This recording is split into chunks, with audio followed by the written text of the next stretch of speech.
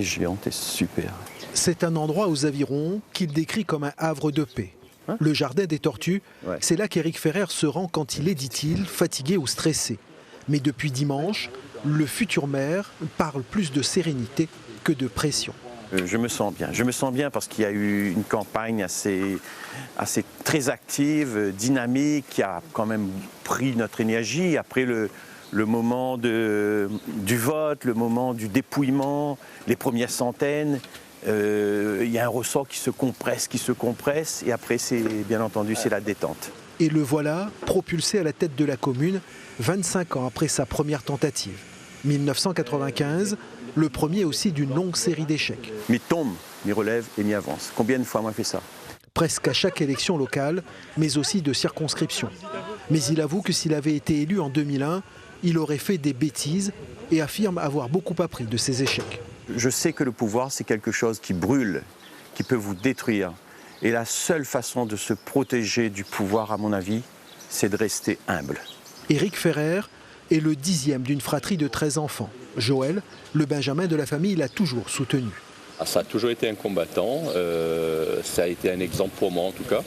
Et aujourd'hui, en tout cas, je suis fier de son parcours, quoi. Titulaire d'un BTS agricole, d'une licence en sciences de l'éducation et d'un DESS territoire et développement local, l'homme a consacré une bonne partie de sa carrière professionnelle au développement des hauts et participé à la structuration des filières d'élevage en dirigeant une coopérative de volailles.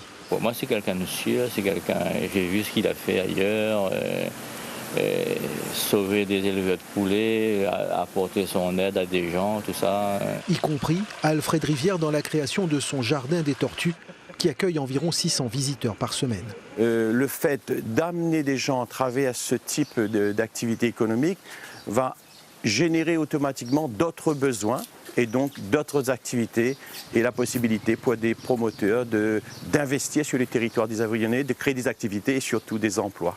Et pour le développement économique, Éric Ferrer, le natif de la chaloupe Saint-Leu, mise aussi sur la culture et l'histoire, lui qui n'a pas participé au municipal de 2014 pour écrire un ouvrage sur les familles de la commune.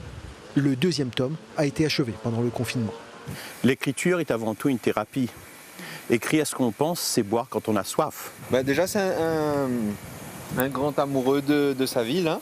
C'est un militant de la cause avironnaise, comme je dis souvent. Amoureux aussi d'une avironnaise avec laquelle il a eu 3 enfants.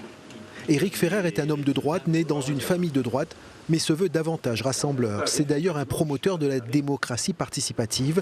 Il en avait fait l'un des piliers de sa campagne, déjà en 1995.